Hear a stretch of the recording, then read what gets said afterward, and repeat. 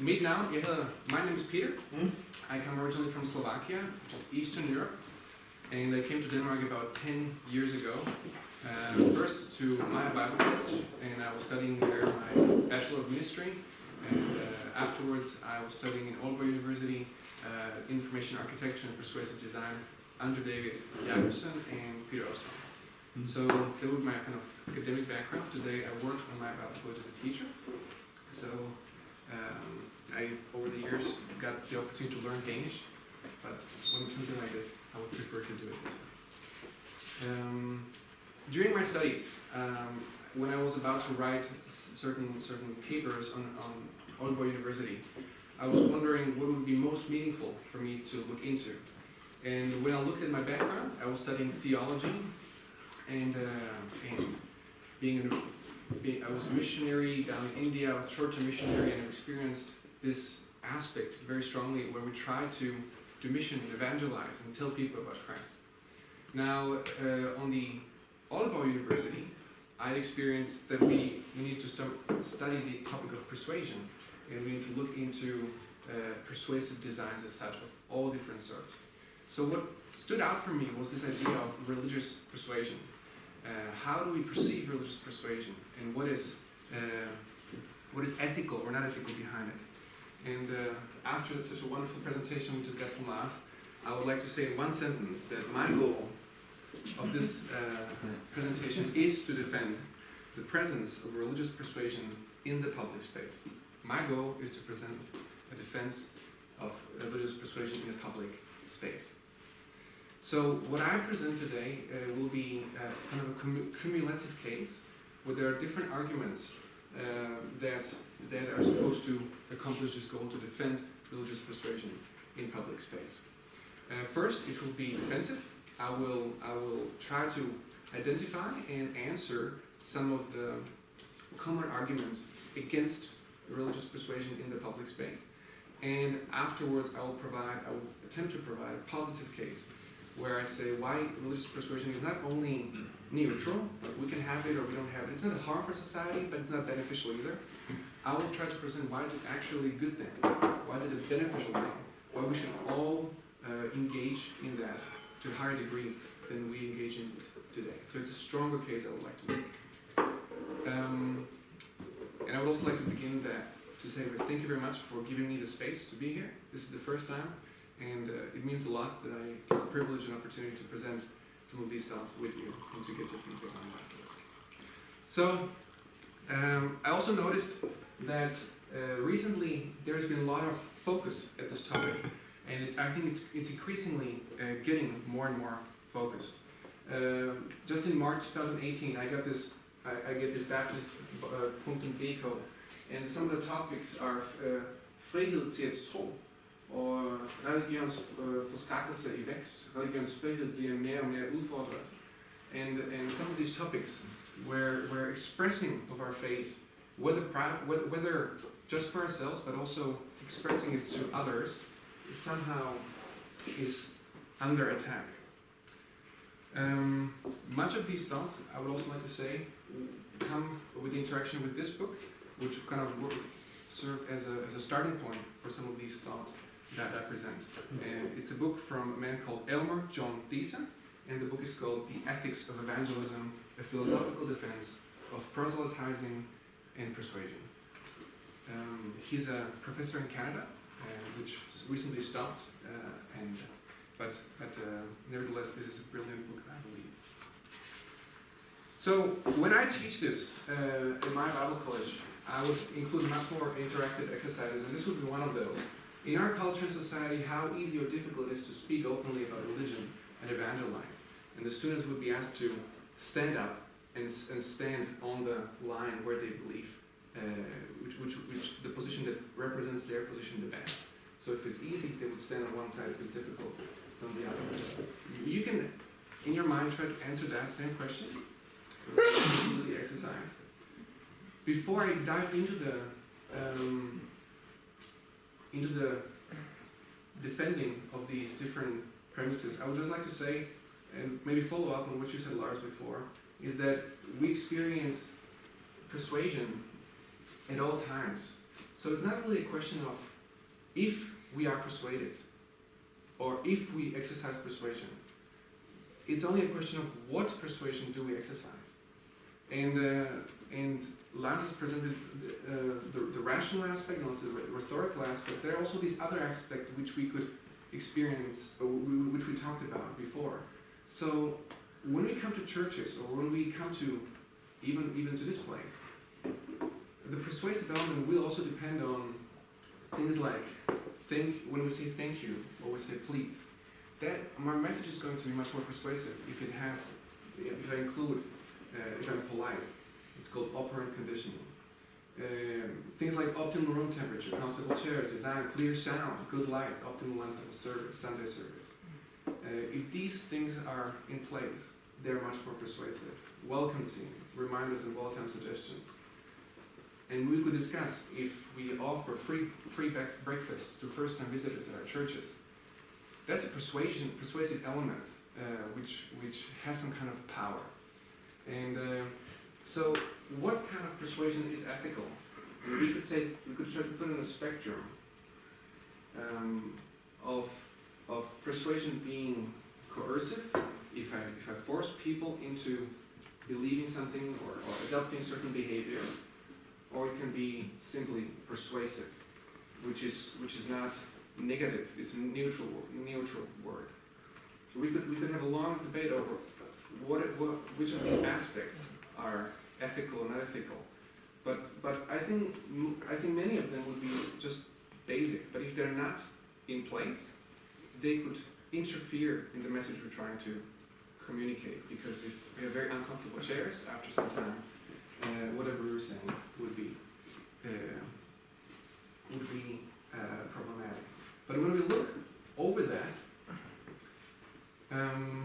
then we start asking the question: what other types of persuasion are ethical or not ethical? What we are used to when we speak of apologetics is to come directly to the debate of apologetics. We bring in our arguments, we bring in our objections to the classic arguments.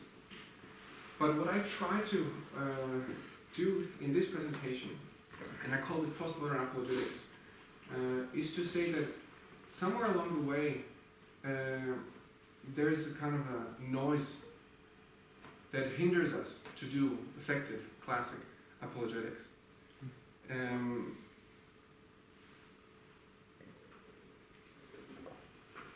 Because in the moment we try to engage in apologetics, we may be told that this is politically incorrect to say that I'm right in my worldview and you're not right.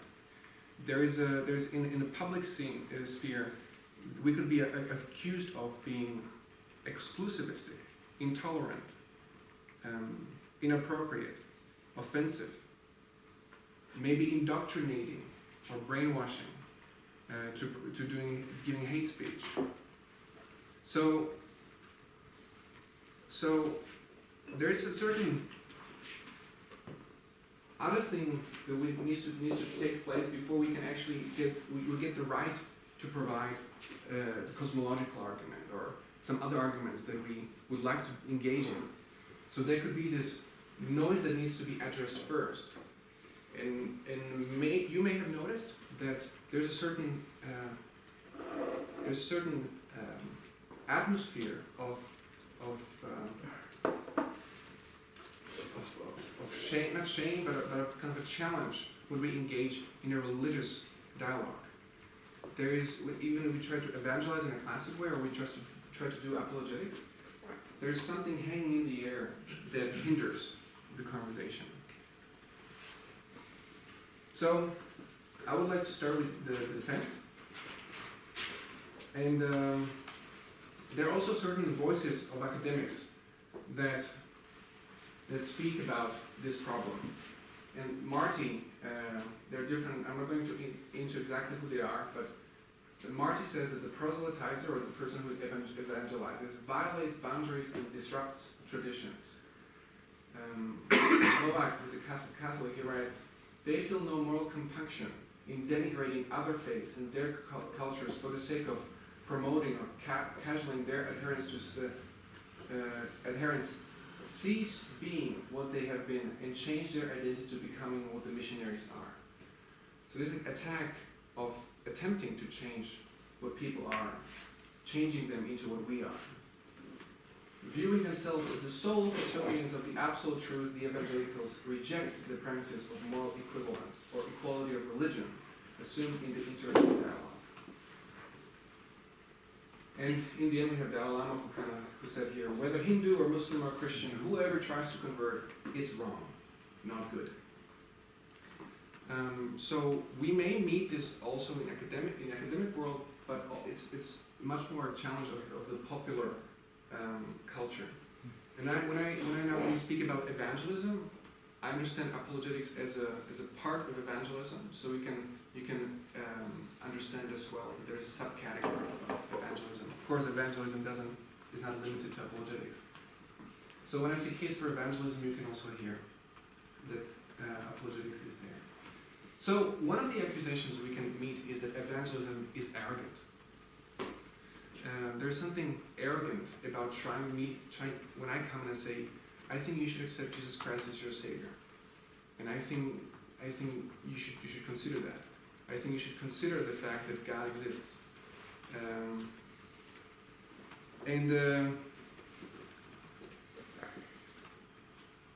We may meet an answer or a response that, who are you to tell me what is right or what is wrong? Who are you to talk to me like that? And what I show here is that when we meet this objection, we can actually be arrogant. There can be an arrogant attitude that we have. You're wrong. I'm right. You should change something about your belief there. So if we have that arrogance, then the objection would be right. So if we come with that attitude, it could be it is well placed. But what happens when we come with an honest, a humble approach, and I say, I would like to share something that's on my heart, and I think that your life can be changed because of that, because that is going to be beneficial for you, and I honestly come with that attitude of humbleness. While we may answer, or while this approach may be helpful, it still didn't solve the problem, because it seems there's some kind of underlying subtle problem, and that is that we sometimes may speak over each other. Because in terms of religion, today many people would consider that to be an idea of personal preference.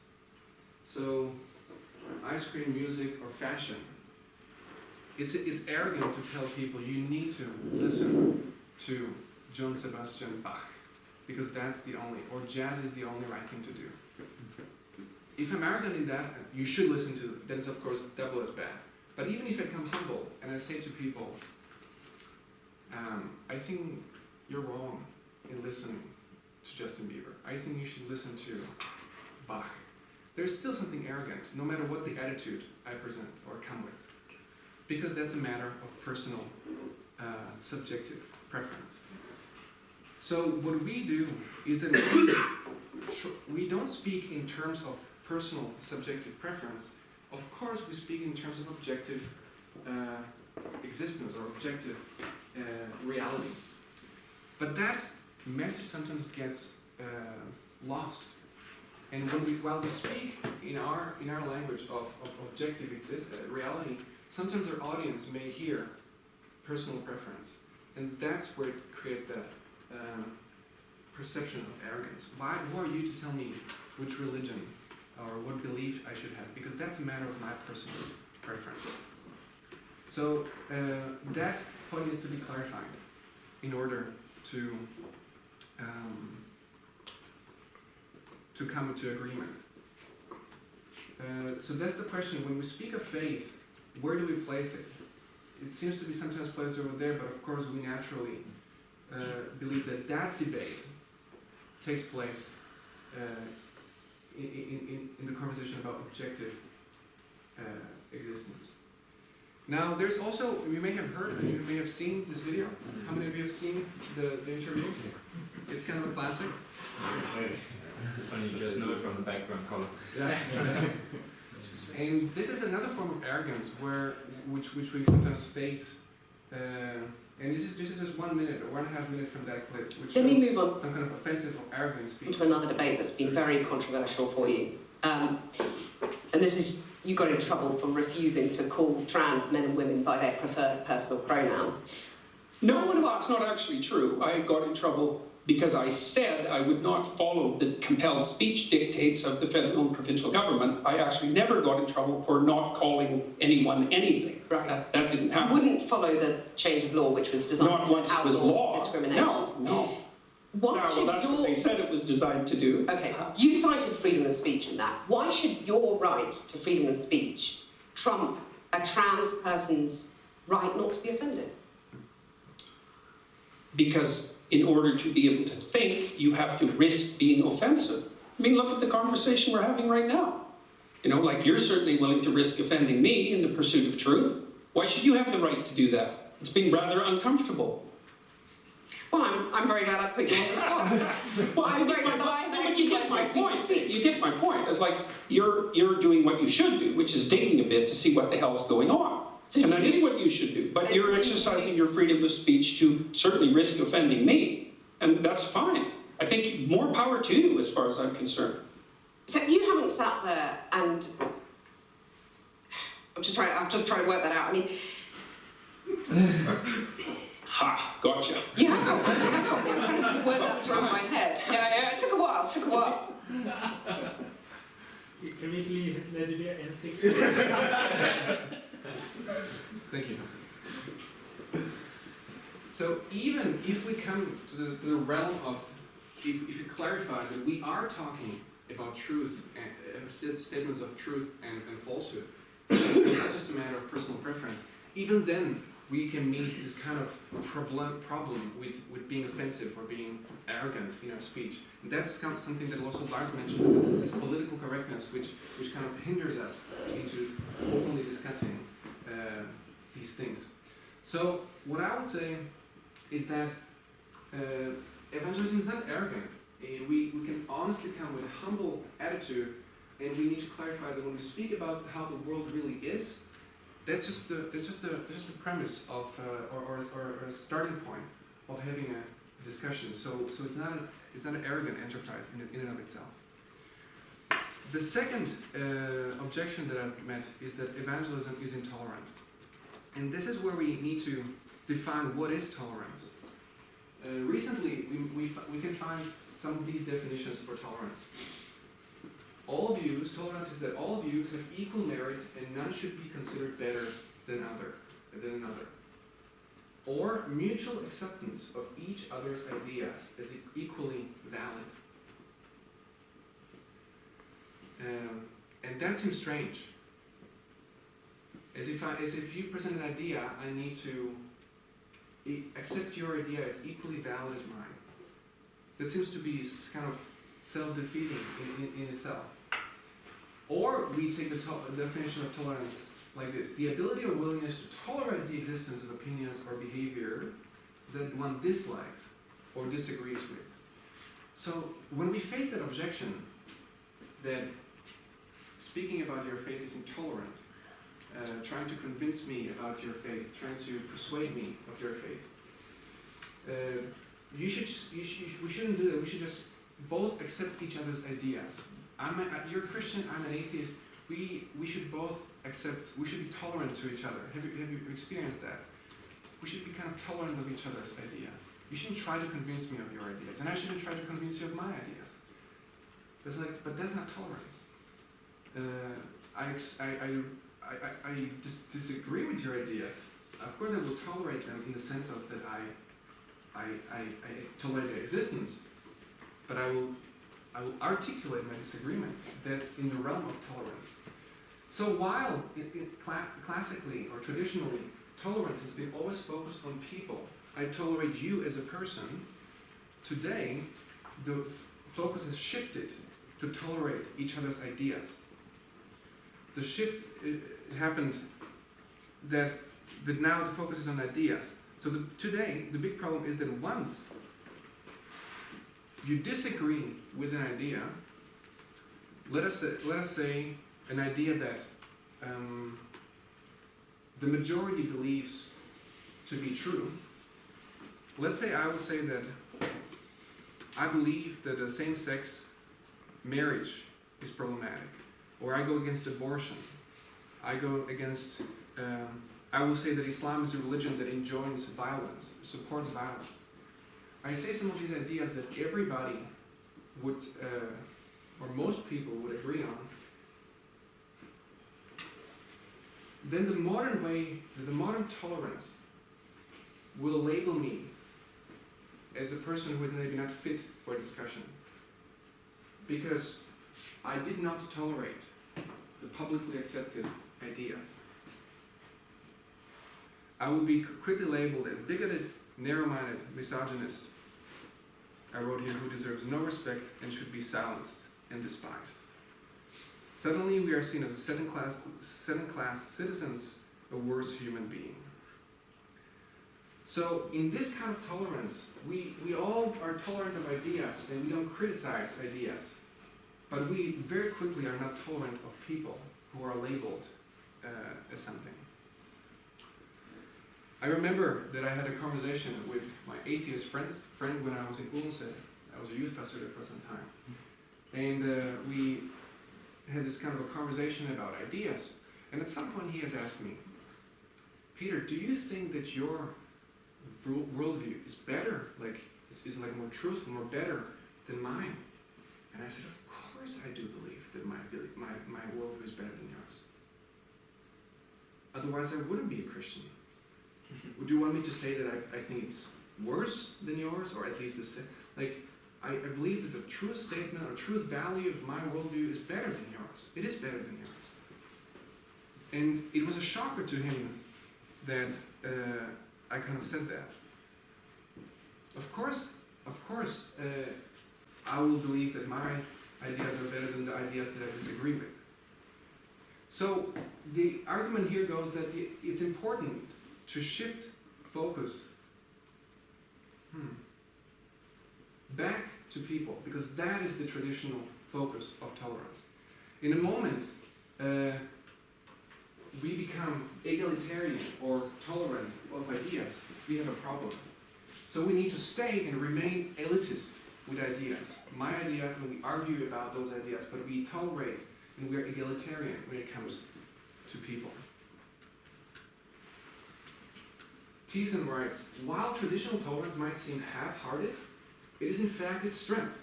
It creates space for dialogue and at the same time allows people to hold deep commitments to their understanding of religious truth. Nothing more and nothing less should be demanded than tolerance. So the quick answer would be, if we face this objection, then probably we have a wrong definition and a wrong focus of tolerance. The third one is that evangelism is exclusive. And here I repeat the quote that Novak writes, is that a person who evangelizes, he asks to see people being what they have been and change their identity to becoming what the missionaries are. Evangelism simply is exclusive. It's too exclusive. It's excluding other people. There's something inherently seems to be wrong with being exclusive, and that's what is objective. But the solution to that is that we should be all pluralists, right? We should accept each other, so it would be an expansion of the first point of tolerance. To be exclusive is to be wrong. To be pluralistic in one's view is to be accepting and welcoming. But pluralism in and of itself has a hidden exclusivism. So what pluralists are asking Christians and other people who are pursuing the work of mission, they're asking us exclusivists, to cease being what we are and change our identity to become what the pluralists are. Do you see that? So we could say it this way. Exclusively and directly asked to cease being what they have been and change their identity to become what the pluralists are. Which we could just say the same words back to Mr. Novak.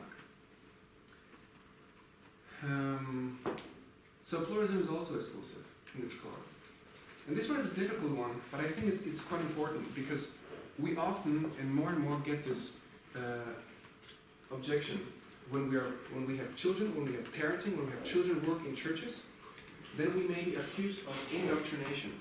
We also recently have seen the show of Goosebumps the Rock, some of you, which was one episode was solely focused on children. I'm not defending any of that, I'm just saying there's a topic on, there's a focus on how we treat children. So we may be accused of indoctrination. And with the words that the child should have the right to choose what she or he believes. Give the child freedom. Maybe some of our atheistic friends will say, I don't tell my children what they should believe. I don't want to influence my children. And I think Thiessen brings a good point here is that he compares indoctrination to a process called initiation. Initiation into society. So he says, initiation into society is a passive dimension of education and a simple transmission of a body of knowledge.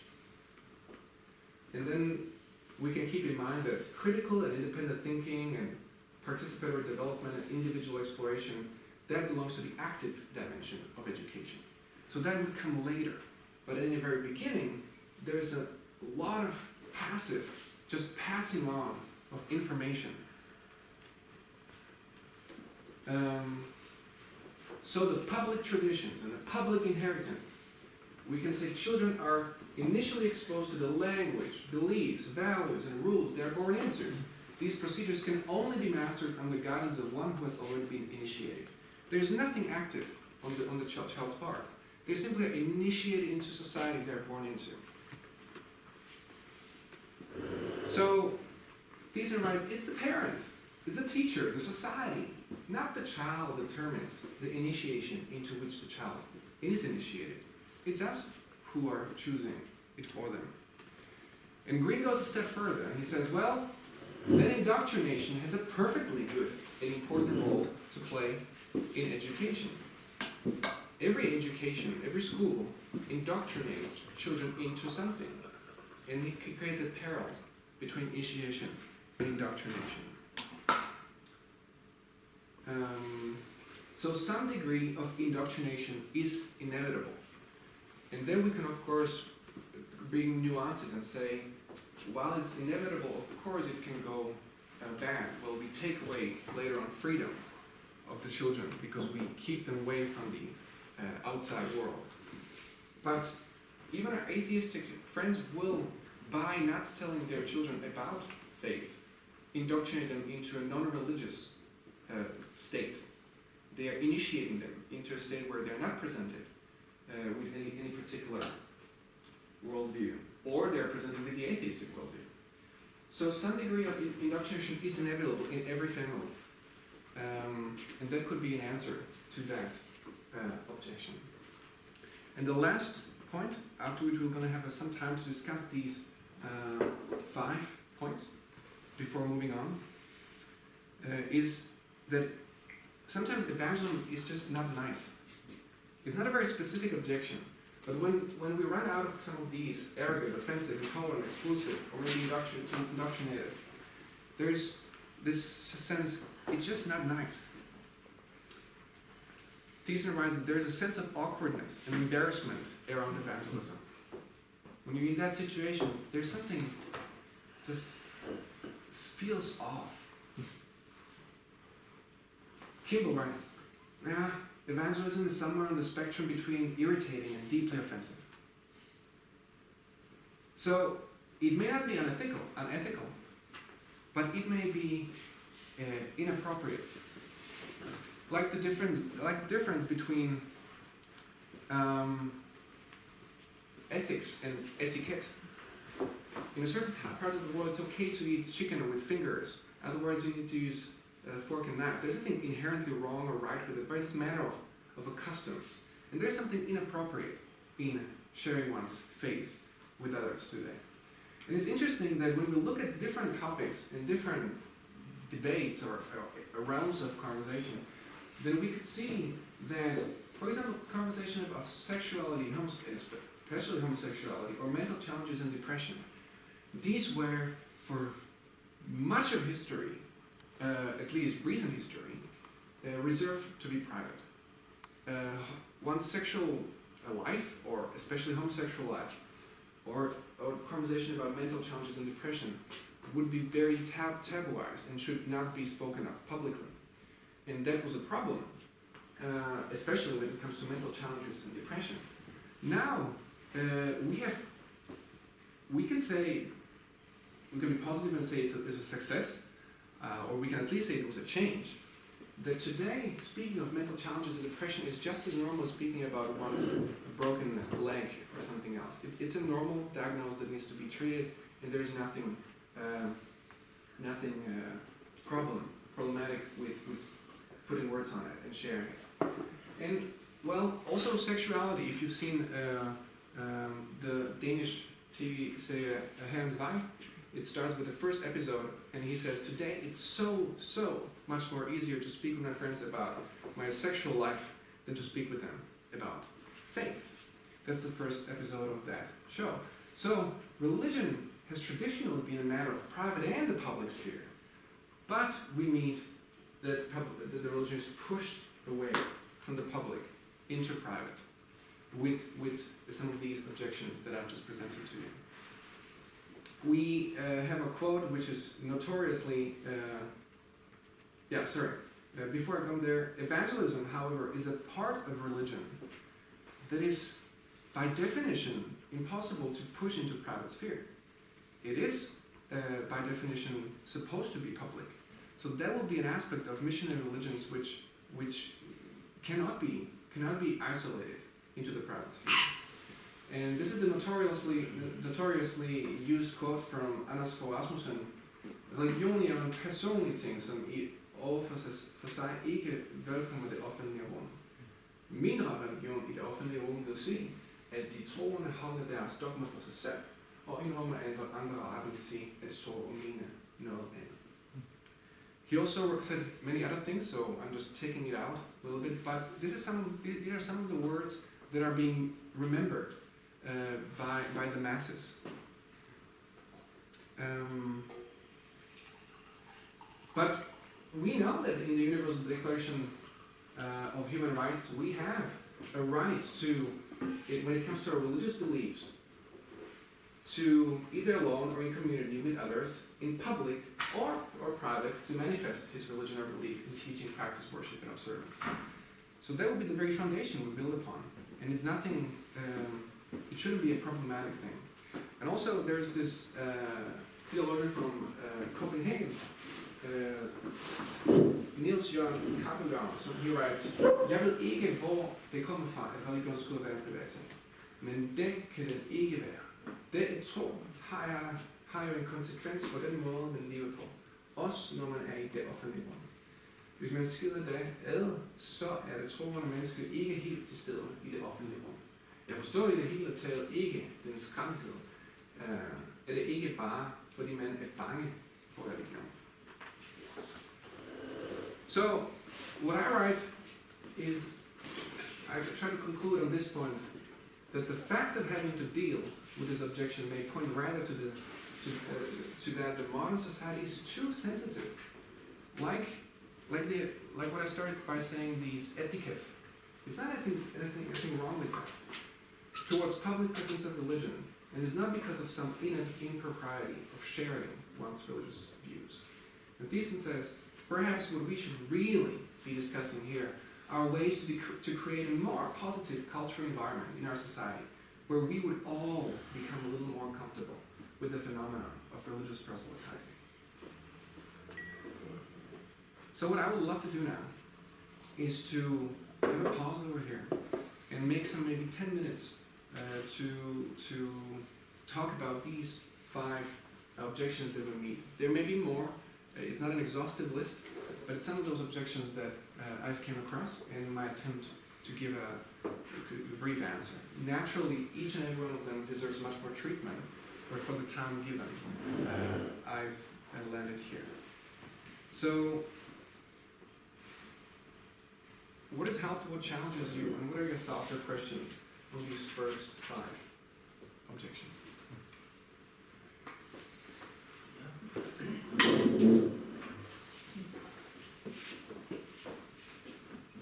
Er det genum eller 2 og 2, eller hvad er konceptet? I think we can start by going 2 and 2 for about 1 minute, and then just we can bring it to the class.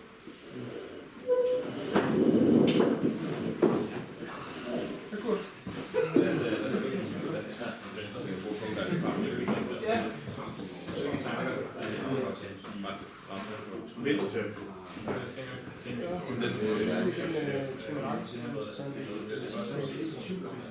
Det virker jo rimelig oplagt. Det er ikke noget,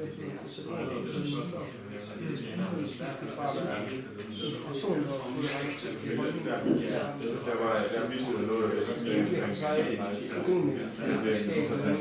når vi læser den, så lægger den meget ekstra holdninger over. Ikke er meget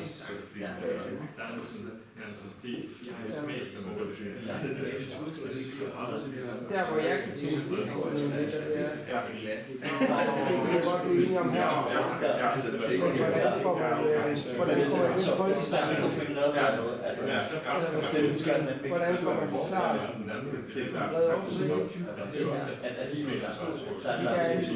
der er det efterhånden så indgroet af religionen i en privat sag. Så er det vores verden. Det tror jeg, vi gør. Og jeg har selv tænkt at man har gået fra, at tolerance som frontiere, hvordan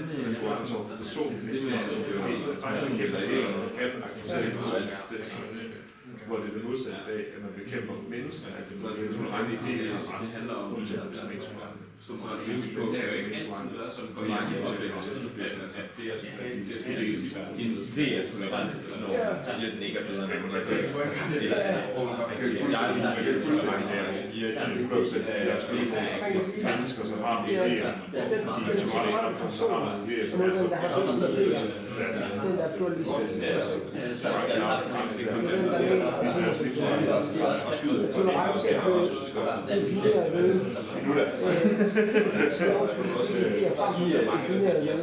at man faktisk er mennesker til at 30 seconds. 30 sekunder.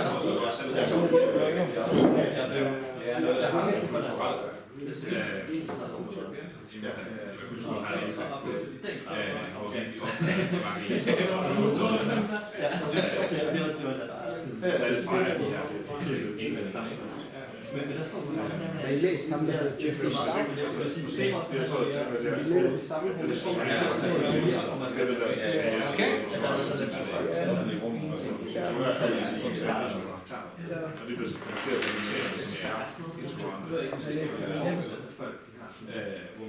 jeg tror ikke, at den klopper sig har en god Yeah, I would love to hear what are inputs, both critical and encouraging.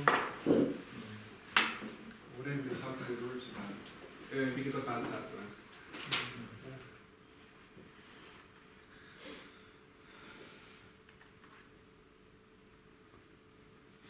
Ja, så. Jeg synes, det er et godt stykke arbejde, du har lavet. Det er nogle gode pointer, du kommer med. Særligt det her med tolerance, og det er flyttet fra at være mennesker, der er tolerante til idéer. Det har jeg simpelthen ikke hørt før, men det synes jeg er virkelig godt set. Det, som kan udfordre mig, det er, hvordan går vi fra, at det her det er noget, vi kan blive enige om herinde, til at man får det spredt i det offentlige rum, eller hvad skal man sige. Hvordan lykkes man med at få fortalt den historie et eller andet sted? Ja, det vil være en strategi, som man tager. Det vil jeg sige, jeg har ikke udarbejdet men det er rigtigt. Det er en strategi for det. Jeg tror i første omgang bare opløse om det i hvert fald de fleste kristne. Fordi jeg tror, at ud fra min erfaring har jeg oplevet, at mange mennesker har delt de her tanker i undervisningssammenhæng eller i bare personlige samtaler. Så nogle af dem bare sådan, jeg kunne bare ikke sætte finger på hvad der var det forkert, men nu kan jeg i hvert fald sige noget, når jeg er i den situation, hvor man kommer til at blive beskyldt eller kritiseret for, at man gør noget, så man kan sige, hey, kan du hjælpe? Hvad er din definition af tolerance? Når du siger, at jeg er intolerant. Men nogle gange er det svært, fordi man siger det ikke højt. Men det er bare underforstået, så man bare lader være med at høre på en, fordi man bare har nogle tanker om det. Hvad? Jeg tror, en af årsagerne til, at vi er kommet herhen, er, at vi lever i sådan en post-truth society. At vi har, når det kommer til religion, så er det eneste sandhedsbegreb er subjektiv sandhed. Men hvis vi er i det offentlige, så har vi et andet sandhedsbegreb, som er altså science, det er objektivt, nogle politiske holdninger også, legitime, de er ikke private, de offentlige er sådan.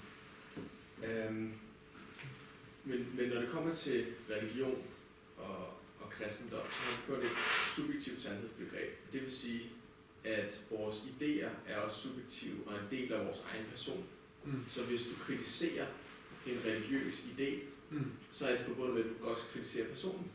Og det har også været min oplevelse i evangelisation, at når folk har nærmest visket, at de var ateister, fordi de ville ikke fornærme mig.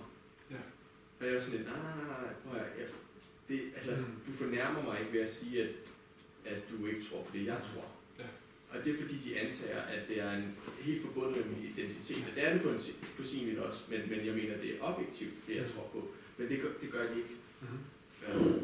Så jeg tror, at en af årsagerne eller en af måderne at ændre det her, det er ved at få en ny sandhedsforståelse ind i vores kultur igen. Eller få den gamle tilbage. Det er vel set, synes jeg også. Du siger, du har den der iceberg-model, hvor nogle ting og overbevisninger lægger helt i dybden som et fundament af vores identitet. Så det er også den artikel, som vi skal snakke om senere. Det ligger så dybt, at det næsten er mine tanker, det næsten er min person. Så begynder det at være flettet sådan sammen. Og så, ligesom du sagde, så kritiserer du ikke bare en idé, men du kritiserer mig.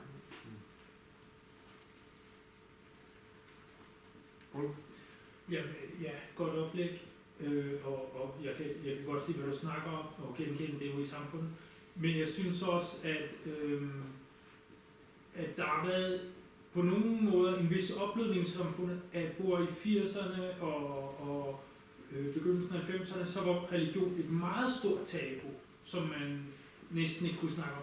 Så nu så kan man godt debattere det på en objektiv måde i det offentlige rum til en vis grad. Og det kommer mere frem i medierne, end det har været tidligere, hvor jeg tror, man prøvede at fornægte det helt så i 80'erne. Det er mit indtryk, men det ved jeg ikke, hvad andre. Det er helt rigtigt. Måske det historiske kunne være mere nuanceret, fordi det var ikke bare dejligt før. Ikke? Der var kommunisme og andre steder, andre tidspunkter, hvor religion var undertrykt, og det skulle være helst privat. Det er rigtigt. Måske sidste spørgsmål, så går vi videre. Eller kommentar.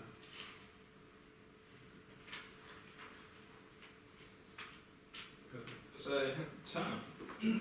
Det er noget af det, som vi også snakkede om. Det virker til, at rigtig mange af de her objections til casen for evangelisme er forbundet på en eller anden måde. De virker som symptomer på en underliggende årsag, som vi snakker om også ligger i kulturen. Kigger helt tilbage i græske filosofiske tekster, så finder man ikke en opfattelse af, at alle de her modargumenter mod evangelisme eller sådan grundlæggende idé udveksling om religion eller metafysiske sager, de er problematiske. Evangelisme er eksplosiv for eksempel. Det er jo i og for sig i sig selv ikke problematisk. Det henviser til en lavere liggende idé i vores kultur om, at det er ikke for godt, hvis vi omfavner noget, som ekskluderer andre mennesker. Måske i virkeligheden også på punkt med intolerance. Det virker jo så til at være problematisk, hvis din idé er dig selv, at du ikke er tolerant over for andre mennesker, men som du selv demonstrerer, så intolerancen har flyttet sig til idéer. Igen, for mig at se også et produkt af kulturen.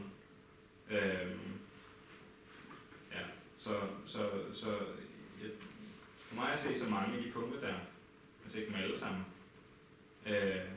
er symptomer på egentlig bare et enkelt problem, som ligger i religion og flyttet over i den private sfære. Så vi behandler det som et privat emne, hvor der måske ikke er nogen svar som sådan på. Og så er det jo netop, som du også var inde på, at det under Evangelism Is Intolerant, tror jeg, at mange de opfatter det som et spørgsmål om smag. Og det er måske netop derfor, at det ligger i den private sfære. Ikke? Ja. Eller at folk de opfatter det som noget, der ligger i den private sfære. Vi vil så gerne argumentere for, at det er noget, som ikke kun er et spørgsmål om smag, og at vi skal kunne diskutere det i offentligheden igen. Er det ikke den fællesnævner for det? Er det ikke, fordi folk har et problem, altså vores kultur er et problem med sandhed? Altså, sandheden er arrogant, sandheden er intolerant, den er ekskluderende. Altså, sandhed, hvis noget er sandt, så er noget andet, der er falsk. Er det ikke... Men er det ikke for meget at sige, at vores kultur ikke vil acceptere det på alle punkter? Jeg tror, så der er nogle områder, hvor jeg tænker, så det der er en privat sfære, for eksempel spørgsmål om smag, spørgsmål om religion, som nu altså er flyttet derovre, ikke? Ja, der tror jeg, du var ret i, at folk er fuldstændig ligeglade om spørgsmål om sandhed. Men det tror jeg, vi er på præmissen om, at man slet ikke accepterer, at der findes sandt og falsk inden for de domæner. Ja, altså det er jo derfor, at de siger, at altså, religion er ikke længere genstand for sandhed med det store S. Ja. Men når vi så siger, at det er, så finder folk det meget upassende. Okay. Og så siger at det er et sandhedsproblem. Altså, fordi de har jo ikke det samme problem med videnskaben. Videnskaben gør krav på sandhed med det store S, og man bliver godt nok hugget ned i dag, hvis man er klimaskeptiker, eller man er flat earth society og alt det der, ikke også? Så får man virkelig hug, fordi der er sandhed med stort S. Ja. Men jeg vil nok hellere stoppe. Ja. så får jeg en anden del af det her. Altså. Tak. Jeg vil rigtig gerne også skrive mange af jeres tilføjelser og ting, fordi jeg vil gøre nogle af de her argumenter meget bedre, end de er måske nu. Men jeg ser de her problemer som rigtige udfordringer for apologetik og evangelisme, fordi hvis vi ikke er i stand til at sætte ord på dem, så vi kommer aldrig måske få lov til at egentlig snakke om apologetik, som vi kender den. Så fordi vi får ikke lov til at tale over hinanden. Derfor den her, som jeg viser, der er den her there's this noise, som jeg har tegnet her. Den her, vi taler over hinanden, vi kan ikke forstå, hvad det er talt om, fordi der er noget, den støj, som forvirrer. One of the other questions that I try to answer also is how do you feel, how shall Christians advocate for the freedom of other religions to evangelize? If my Muslim friend says, I would like to tell you about my beliefs, should we, and if a person stands up and say, that's exclusive, that's wrong, you shouldn't do that. As a Christian, should I stand up and say, no, he has a right to speak about his faith as a Muslim? Should we defend other people's right to evangelize? How do you feel and react when others attempt to evangelize you? I, out of my life, can tell you of several stories when I was in my apartment, and at some point in Fluence, I didn't have a camera, or I couldn't see who was standing in front of my door. So when my doorbell rang, I would sometimes go and look from the window and look who was waiting down there. So once this happened, I open my window, I can see two young men in white shirts with the tags on. And my initial reaction was that I slowly turned the window back, and I just kind of acted as if I'm not at home because I didn't want to be evangelized. So I think sometimes also the question could be, when we speak about the right ethics of evangelism, sometimes I need to look into my own heart and think, I actually feel that some of this is not nice, and some of this is not feeling very appropriate. And sometimes we also need to look into our hearts, and of course also our business and schedule, sometimes it doesn't fit. But sometimes it's also our own attitude. Evangelism, the positive case. I would argue that to evangelize comes out of our civilized nature. I think it's part of our nature to persuade. John Stone, who is a psychologist, she writes, a human being is a persuading and persuaded animal. Most of our beliefs don't come because we have alone invented them. Most of us are beliefs that we hold because we've been persuaded by some things in our lives. Books, teachers, parents, society. So it's a natural thing. It's a nature that lives in us. Persuasion is hardwired into the human condition, and it is important to us as social and cultural beings. So the question is, how do we make that nature civilized? And we've learned how to make that civilized. In the areas of science, it's a very natural process that we criticize each other's articles and ideas, and we offer counter arguments. The same thing with politics. It's expected of a politician to argue for his case. And we have civilized that nature to persuade, and we expect it of these people. And we may argue also in arts, which is more subjective, that we say this music is good and we speak about it freely in a public sphere. But when it comes to religion, we try to come to the public sphere, but we push back to the private sphere.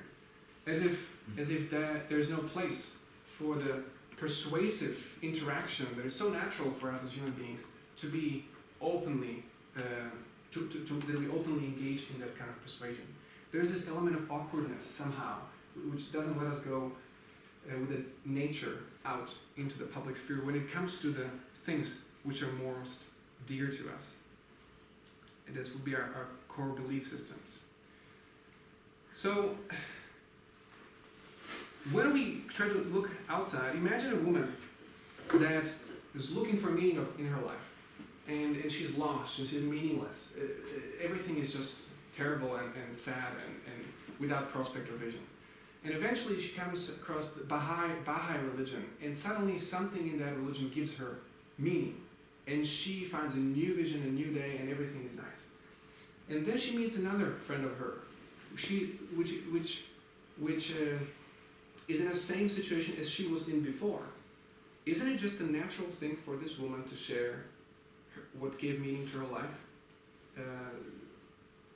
And it seems to be a very natural thing. We will do the same thing in other areas. When I found a great bank, I will try to persuade my friend to do the same. But somehow, again, in the realm of faith, this seems to be out of reach. So, Thiessen again writes, we like to argue, we like to persuade others of our point of view, we like to proselytize. On issues very dear to our hearts, we want others to share what has given us meaning and purpose in living. As such, it must be a good thing. Of course, we can abuse this good aspect of our being, but properly understood and properly put into practice, it is good, it is natural. So the second point would be a positive stimuli. The second point, why evangelism is not just neutral, but it's actually good. Civilized nature, but it's positive stimuli. And you may know this man. His name is John Stuart Mill. And he said that when we engage in persuasion, then basically that creates us that gives us an opportunity to exchange a false belief for a right belief, right? And that's an amazing thing, and which is kind of pretty basic. We all know that. But even if a false belief comes, then we get a richer perspective of our current belief.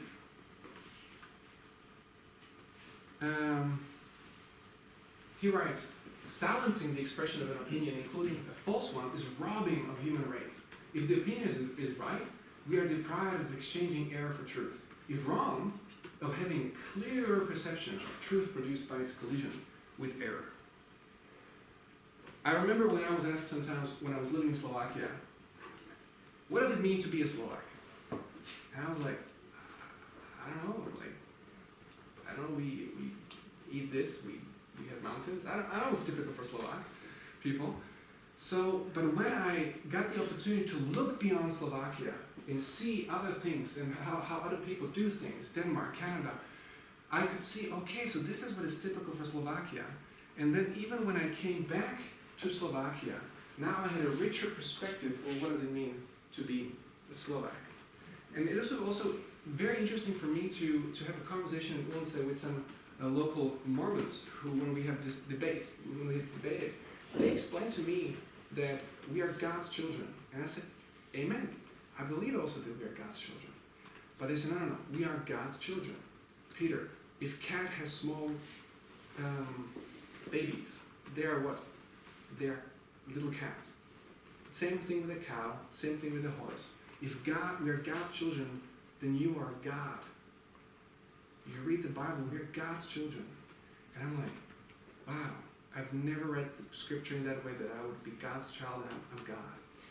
Same thing when I met the Unitarian perspective of Muslims, who said there's a pure monotheism that they believe in. We believe in Trinitarian, but I found Muslims believe that there's only one God.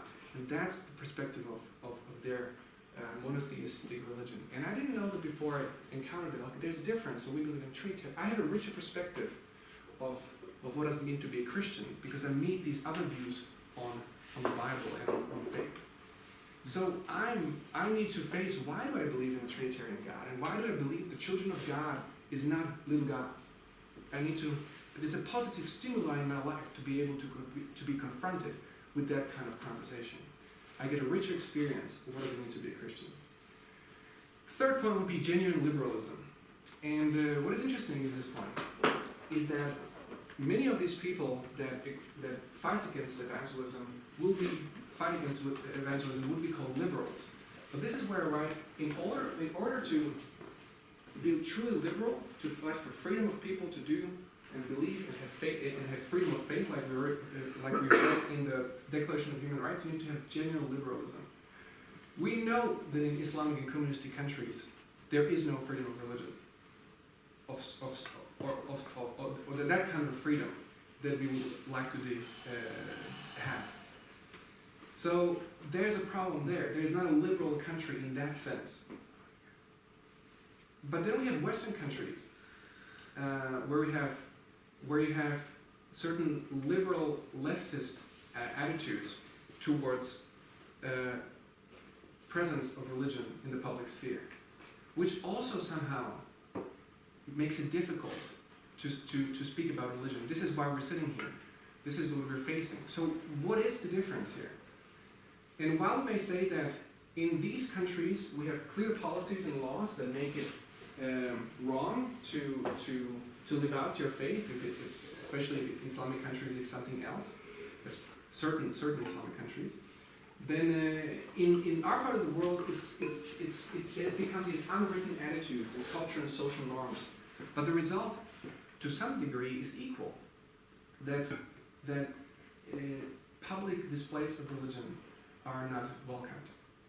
I'm not sure if you've tried recently to go to a restaurant and pray, hold hands, and how some of these things are perceived. In liberal countries, it's not because we have laws against it, but there's this unwritten attitude that's just not something we do. And I'm also arguing for moderation. I'm not saying that everything should be allowed, but I hope you understand where I'm going with this. So, genuine liberalism will support proselytizing of nearly all conservatives and moderates as to allow another expression of tolerance. Spinner Hale writes, I defend the choice that people make to live in his eyes, it was illiberal life. If people want to live like that, they should have freedom to do so.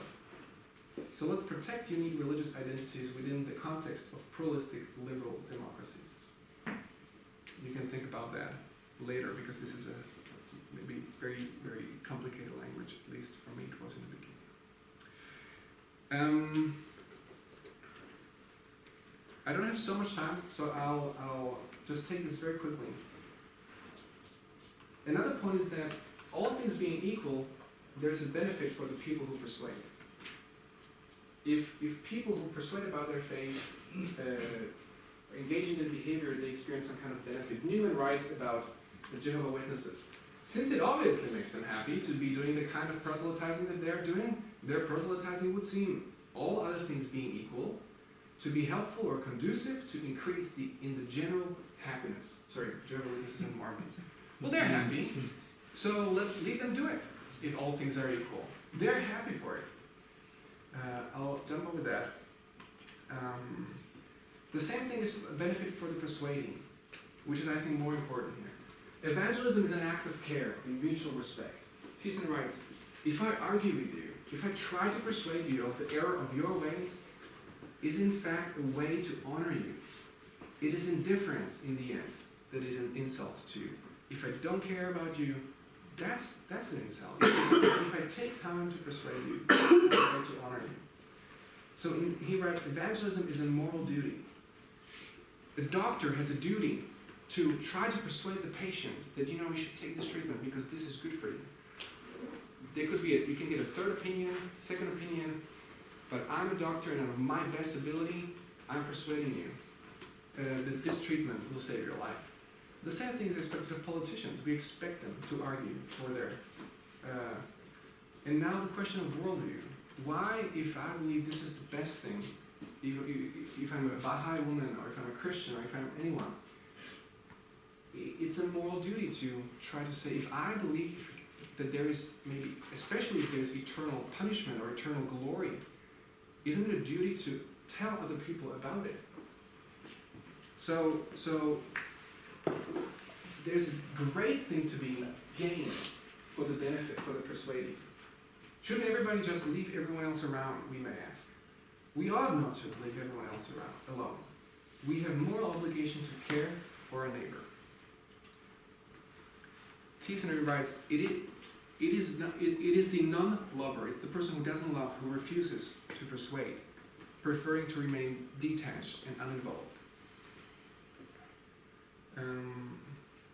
And at last, it is a point about informed citizenship.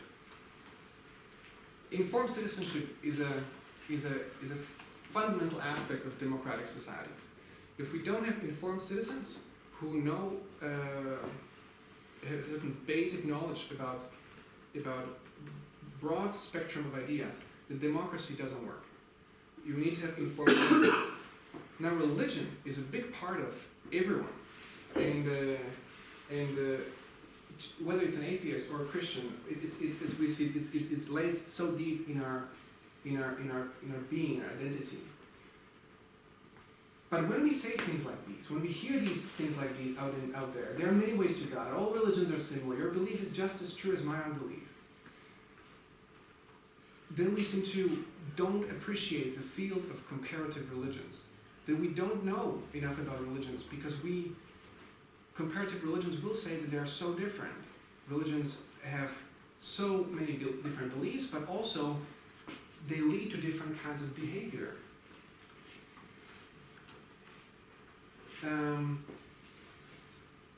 Sam Harris had a discussion with Scott Atran, and there is this tendency to say, well, theological beliefs or religious beliefs don't lead to any kind of behavior. Simply people believe what they believe, but bad people do bad things. It's not Islam that forces them. It's not Christianity that does anything. It's not Buddhism that really affects our behavior. Bad people do bad things, good people do good things, and there's this detachment between religious beliefs and the behavior between people. We must be able to explain it in some different way. Look at his childhood, look at his culture, look at some other things, but it's not the theological propositional truths of their faith that leads to this kind of behavior. So Sam Harris, after his debate with Scott Atran, kind of summarizes. Scott Atran, he's an anthropologist who has this kind of thinking. And this is what we may meet, and this is nicely formulated, I think. Religious belief have no propositional content about the world that could motivate anybody to do anything differently, and therefore nobody does anything differently on their basis. sometimes we may meet that the kind of, it's just irrelevant what you believe. It doesn't matter, it doesn't change how you behave. So we could experience these 2 points. Either we believe that religious beliefs do not lead to behavior, or religions do not make any meaningful statements about reality. If you take the first one, then Samuel Harris has a wonderful story to illustrate the point that this just doesn't hold. We need to let people know that religious beliefs do have a consequence. They lead to behavior. We need to have people informed about that this is true. And he has this thought experiment. He writes, imagine if the Quran was exactly the way it is, but it contained a single extra line, and the line read, if you see a red-haired woman at your doorstep at sunset, cut her head off. Imagine a text like this that comes down through the ages that contain a line like that. I can tell you what kind of world we would live in. We would live in a world where red-haired women would be found murdered in the Muslim world. We would open the New York Times and we would hear that there were 20 heads found in a bag and they were all red-haired women. I think at this point we can agree with Sam, even though he's an atheist. And then he continues and says, and we would also live in a world in which apologists for Islam would look at the behavior and say, that has nothing to do with Islam. There was a news story yesterday about a Mormon man who killed his wife, and she had a red hair. And many of those heads found in the bag were actually not red-haired, some were strawberry blonde. You would hear about the women who were shot and decapitated, and not decapitated, and it's only the decapitation that's the thing that is sanctioned in the Quran. This is the kind of gymnastics we would be faced with. The basic fact about the Quran, as it is with so many other books, and then he also speaks about Leviticus and Deuteronomy, is the basic problem with the Quran is that it really does preach hatred and fear of the infidel far more eloquently than it preaches anything else. So I think these statements, when we have Islam isn't a religion of peace, a religion of war, it's a religion. It doesn't really impact anything. Religions don't promote peace or balance. People do. Religions don't make any substantive claims about the nature of reality. Bad people will do bad things and good people will do good things, but religious beliefs do no real work in the world. And Reza Aslan and Majid Nawaz, you have been in the PowerPoint presentation, are the most outspoken people who defend that. We don't have time to see this video, but he kind of pretty much makes the same point. We read in so many other books where, like in Hebert and Shaw, who write, for most of the world's people, religion is not simply a segment of life, as it is in the Western cultures. Rather, it is the heart of all life and affects everything one does. How one eats, who one marries, how one plants seed, and where one is buried. So, I will not go into it because I don't have more time, but I think in this last point, informed citizenship, we need to speak about our faith because it makes real work in the world. So in the end, I will just maybe read this. This is something that I wrote in the end of my paper, and I'll just finish with that. Proselytizing and overt propositional persuasion in a religious domain prevents people from maintaining inaccurate and nebulous portrayal of their faith. That's kind of positive stimuli. People have to articulate their faith, because it brings discussion out to the public sphere and encourages masses to articulate what is it that they believe and why do they believe it. The taboo of public religious discussion and privatization of belief has on the contrary removed the need to be able to give an account for one's beliefs, ushered a broad vagueness into religious discourse, and deemed it kind of just irrelevant. This denial of direct or even indirect causal power of particular beliefs within religious systems has left parts of Western liberal civilization ignorant. People just believe it makes no difference. Of their potential good influence, and worse, left it vulnerable to those who may want to exploit it. Religious persuasion in Western liberal societies is facing serious predicament. When it's hidden, when it's covered, then evangelism is seen as manipulative or as best questionable. When it's open, overt, It is seen as exclusive and arrogant, intolerant and civil. Under these conditions, any attempt to effectively share one's faith with others can be easily dismissed and condemned for having no place in the public discourse. Then I finished by saying, this way, using soft powers, these pseudo-liberals, because we said there are some genuine liberals, but these are pseudo-liberals, pacify public religious practice. And then they go around the Universal Declaration of Human Rights, and they're hiding their liberty with the false pretense of moral grandeur. So Western secularism has covertly stolen proselytism away from religion and has built a cultural monopoly for seeking converts. So I finished by these 5 points, and unfortunately we don't have so much time to discuss it, but it's 12:02, unless Martin says otherwise. Ja, så prøvelsen er klar nu, Ja. så vi kan diskutere med i pausen. Mm. Men tak for oplægget.